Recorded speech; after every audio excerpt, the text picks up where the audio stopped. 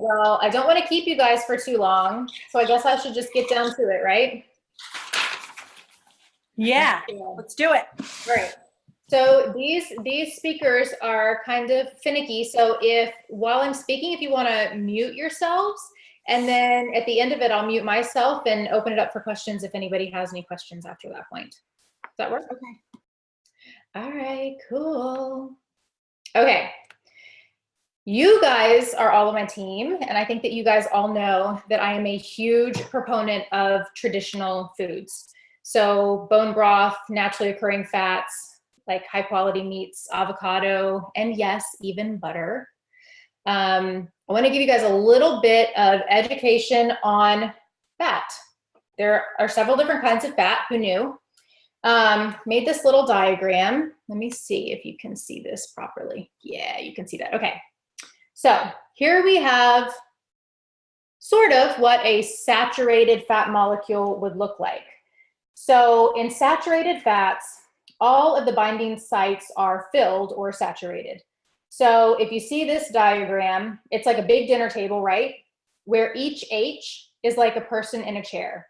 Every seat at the table is taken. So a free radical can't get in anywhere to grab an electron and to oxidize that fat. However, here we have a polyunsaturated fat. So these are the least stable of all of the types of fat. Poly is Greek word for many, and as the name suggests, polyunsaturated fats have multiple binding sites that are exposed, making them particularly open to oxidation. So seats at the table are open left, right, and center, and it's easy for the free radical to get in and mess with the fat. There's also such a thing as monounsaturated fats with just one binding site that's open. But for the sake of our discussion tonight, we're just going to be talking about saturated fats and polyunsaturated fats. So you have probably been told that fat is bad and that fat makes you fat. And this all began by one very misguided scientist. Just one. That's all it takes is just one. So you've been told that fats raise cholesterol, which they thought was a bad thing. You've heard that fats can tax your heart. Eggs, no, definitely cannot eat eggs. And if you do eat eggs, you're very limited as to the number of eggs that you can eat. And enter margarine, right? The love child of all things fake and detrimental to human health, in my opinion. So margarine and other polyunsaturated fats like vegetable oil, like soy, canola, corn oil, they're still being recommended, while naturally occurring saturated fats are still being condemned by all but the uber crunchy thinking of doctors. So despite there being zero evidence to show that saturated fat actually causes any damage whatsoever, these are still the recommendations of the vast majority of doctors out there. And despite the fact that heart disease is steadily climbing higher and higher and higher, higher than ever before actually, even though these artificially made fat substitutes are widely accepted and used. So we've got these polyunsaturated artificial fats that are being used, recommended, and they're being used more than ever before, yet the heart disease rates are still climbing. So I think it's safe to say that these saturated fats are likely not the cause of that.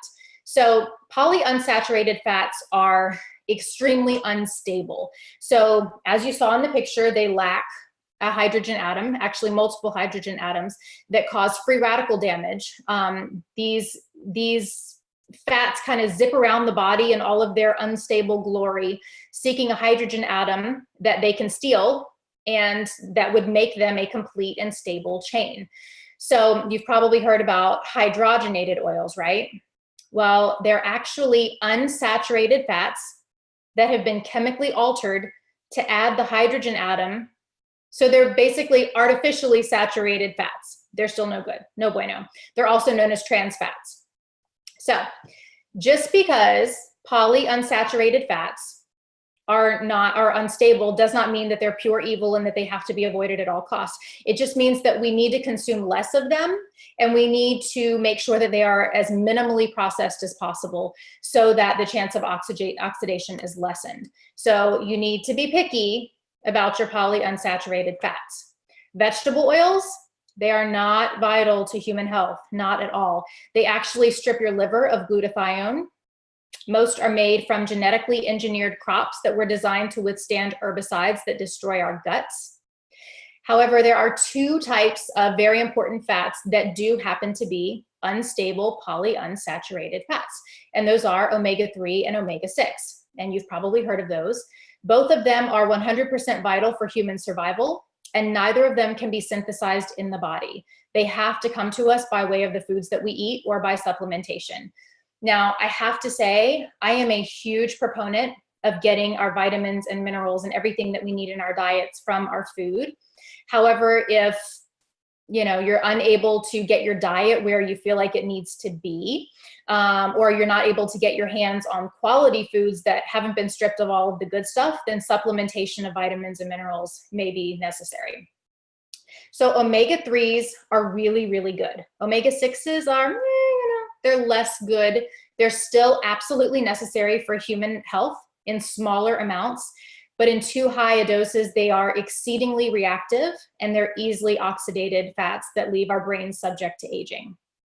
So omegas are part of your cell membranes. They're involved in hormone synthesis, and they actually help to protect the heart and support proper blood and even genetic function.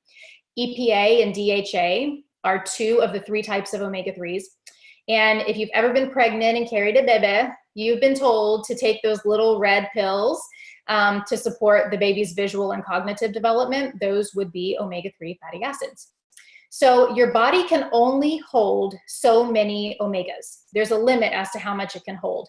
So the less omega-6s you give your body, the more omega-3s that it can hold, which is obviously a good thing because those are the better of the omegas. So we need high quality 3s and equally high quality but lower quantity of 6s. Along with a lot of really good antioxidants to prevent the oxidation of these very volatile fats. So now that we understand a little bit more about what fats are and the different types of fats that there are, let's talk about why they're necessary.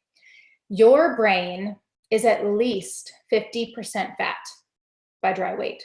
50% fat. So 30% of this is made up in omegas. And we tend to get too little of the 3s and too many of the 6s. So our brains need the support of healthy fats to function properly.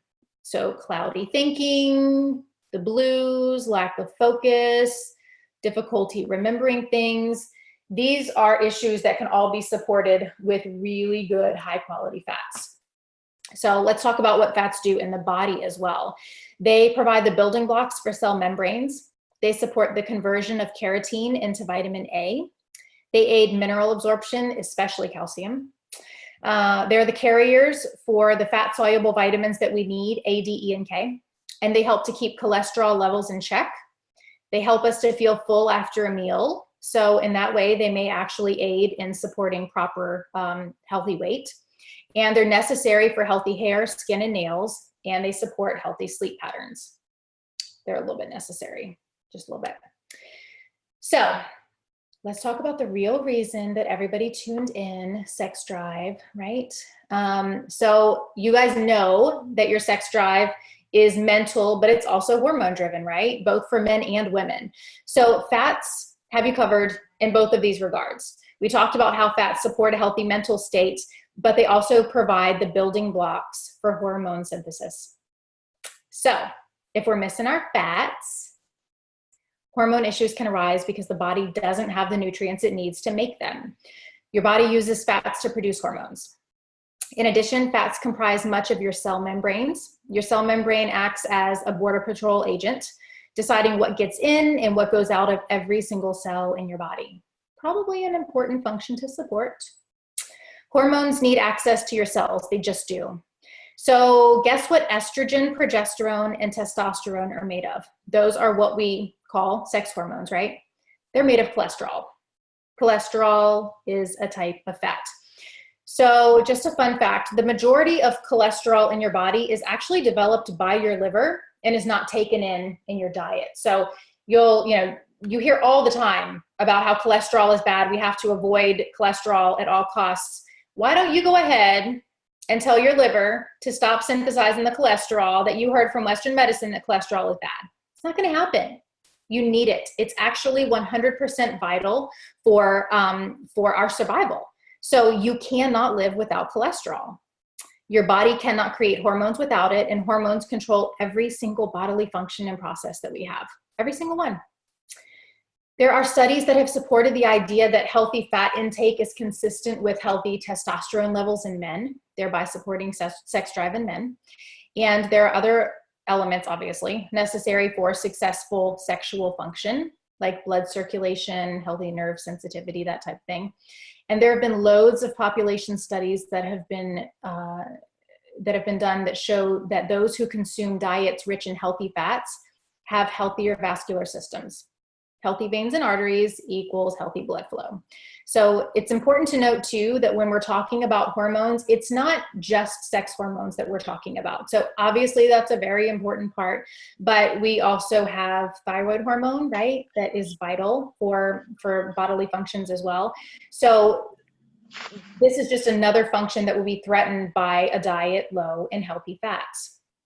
So if I ever hear any of you guys say that you're going to embark on a low-fat diet, I might smack you because they systematically deplete the body of the very substances that are necessary for human health and wellness. So does anybody want to touch anything that says it's low-fat? No, not so much. Not so much. Any questions, thoughts, concerns?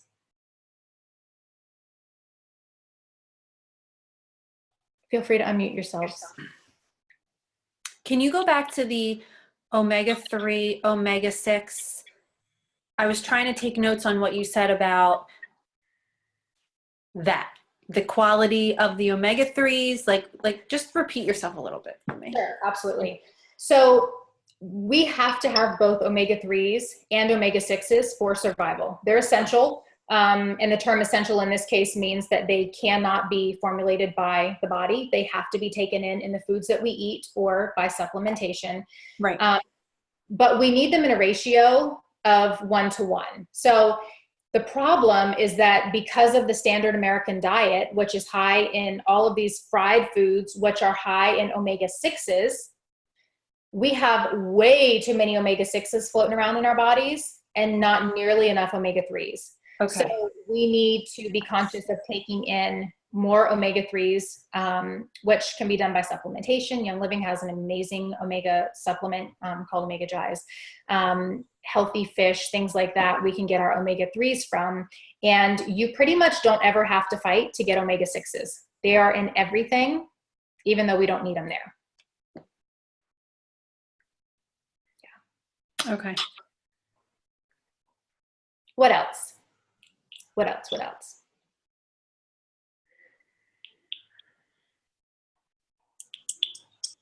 No other questions? Can you believe that our brains are 50% fat? I know. It's crazy.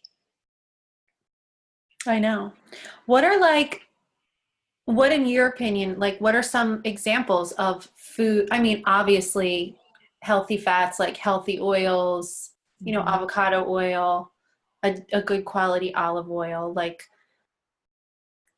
I don't know, giving examples to people, what would you suggest as, besides supplementation, the fish, salmon? Fish is huge. This is why people in Mediterranean cultures that consume so much fish and so much olive oil are so much healthier than we are in America, because they have access to all of this naturally. They're naturally taking this in. They're not doing it to be healthy. They're doing it because that's their normal diet. Interestingly, I learned as I was researching this that olive oil is a little bit different than other oils. The problem becomes when oils are highly processed, like heavily processed. When they go through all of these steps, that's when things become unstable and you can get the free radicals that are causing damage in the human body. So olive oil is really, really different than all other oils because it's actually pressed. Mm-hmm. And so it's kind of like how our citrus oils are cold pressed from the rind of the fruit versus the other oils being distilled. Mm-hmm. So it's kind of the same thing. So olive oil, as long as you're getting a decent quality olive oil, that is one of the best oils that you can possibly use. So we need to be using way less of the highly processed, overly synthesized oils like canola, soy, corn. The cheap oils, quite honestly, the cheaper oils are just not good for us, unfortunately. So grapeseed, coconut oil, olive oil, that type of thing would be a better choice. Avocado? Avocado, as long as it's one that's not heavily processed. Right. Yeah. What are some things that you look out for? Like what are some ways that you can tell if it's heavily processed? This is the problem with labeling, is right. that, again, just like essential oils and just like the other foods that we buy that are natural, right. they can say anything that they want to say. Right. So this is where I would find a brand that I trusted. I would do some research into finding a brand that's trustworthy and going with that. You may find some really great resources from the Weston A. Price Foundation. Yes. Yeah. Which they're huge on high quality meats and raw milk. We drink raw milk in our family. We don't drink pasteurized milk. It's just not even an option for us. Some people can't tolerate milk at all, and that's okay. But if you can tolerate milk, raw milk is the way to go. But Weston A. Price Foundation would probably have a lot of information about some really good producers of those things. Yeah, they are a good foundation. Yeah, I love them. Yeah. Yeah. Okay. Anybody else want to talk about fats on this wild Friday night? Mike is actually in your neck of the woods, you guys, you three. He is speaking at a college up there in the Philly area. So he called this afternoon to, just catching up after he had been there speaking all day. And he's like, what are you doing? I was like, I am so excited about fats. Like, I was just researching everything to the hilt and trying to get everything in order that I wanted to talk about tonight. He's like, what is wrong with you? Like, what? I was like, it's just amazing. Like, can I become a fat advocate? Do they have those? Like, is that something that I could do? He's like, oh my gosh, you're ridiculous. It's true though. It's true. That whole period of time. I mean, what was it in the late 80s, early 90s, or was it more like 90s? With like margarine and stuff? Yeah, with the low fat, non-fat. That was like I know we're similar in age, but my mom was the aerobics director at a huge athletic club, and that was like how they everything was non-fat, low fat. Crazy. Yeah. Crazy. Yeah. It was hugely popular. But this is what's so frustrating to me, is that there's been so much research that we've done since then. In the 20 plus years, we've made it abundantly clear that research is flawed, and that, that studies show the opposite. But yet there are still so many people recommending, and doctors that are recommending margarine and, don't use butter, use a heavily processed corn oil that comes from a genetically modified seed that has been built to withstand Roundup. I'm sorry. Like, what? Yeah. It's crazy. My children love butter, and I let them eat butter. I will sometimes come downstairs and one of them is just reaching over to the butter dish with a fork and they're eating it. And I'm like, it's grass-fed butter. It's good for their brains. I'm not super concerned. So, crazy. Yeah, it's the truth. Yeah. A lot of people, I feel like, I do still know some people that are definitely stuck in that era, and they can't detach from it. Yeah. They really have been brainwashed. It's a shame. Yeah. But this is some good information to try and help those people understand the importance, especially tying this into our supplements and how important it is to supplement, because our food a lot of times is lacking in a lot, unfortunately, especially if we don't live in places like Greece and, where regulations are different over there. Yeah, it's such a shame. We really don't have access to the foods that we should have access to. Yeah.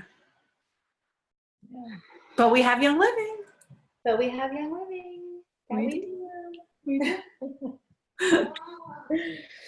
All right. Well, I'm going to let you girls get back to your wild Friday nights. Okay. Dream about fats. That's just weird. It was nice to see y'all. Good to see you guys. Nice to see you guys. I finally figured it out. Yay, India. Is this going to be recorded? It is. Okay, perfect. Yes. I was really looking forward to it. Yeah, you're driving somewhere. It looks like you're actually headed out to do something really fun on a Friday night, unlike the rest of us. Yeah, like leaving work to go home. You know, okay, at least you're going home instead of going to work. Yay! Well, it was good seeing you guys. Good to see you, my friend. Thank you, Courtney. All right, bye, you guys. Good night. Bye, guys. Oh. Thank you.